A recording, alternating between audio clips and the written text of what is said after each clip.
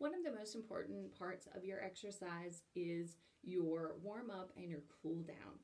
It's important to do some basic stretching at the beginning of your program in order to kind of get the muscles ready for what you're about to do, as well as at the end to kind of, cool them down, to slowly release all that tension that you might have been putting in them during your exercise routine.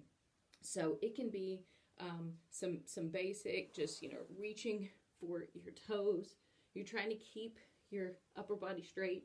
You don't want to be slouched over too much. If you can't reach all the way to your toes, if you can only reach to your knees, that's perfectly fine.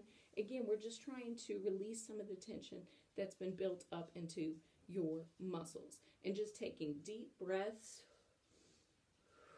and letting out that air is really good for your system too. So you can do a variety of different exercises throughout your routine. If you're interested in some Pilates or some yoga or some basic things, you can do kind of like a reverse plank.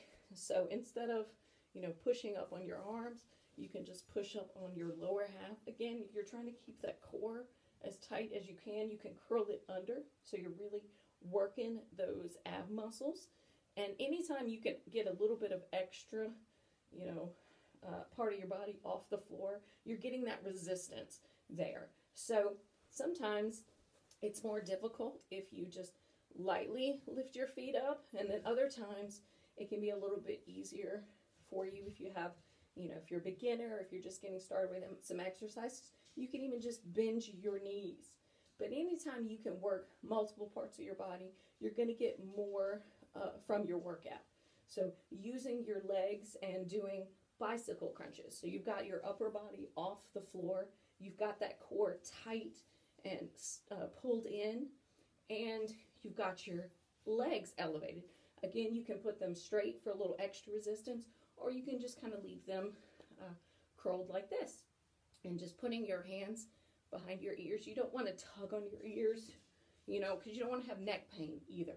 And just slowly pull your leg in to meet your elbow and extend the other one straight out and just rotate around. So it's just kind of like you're riding a bike, okay? But you're getting that crunch right here in your stomach. So bicycle crunches are a wonderful way to get a little extra, resistance and tightness to your abs. You can do standing crunches. So if you're just standing up, you can just kind of, you're pulling that tightness in.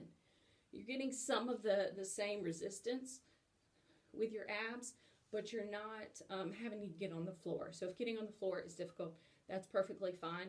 One of the ways that I encourage stretching is right before you get out of bed in the morning. Before you do anything else, just take a long, flat stretch. You remember PE class, just stretching your arms out here, especially if you've been lifting weights before, during an exercise. This is a good cool down as well. And getting all parts of your arms, whether it's the front or the back.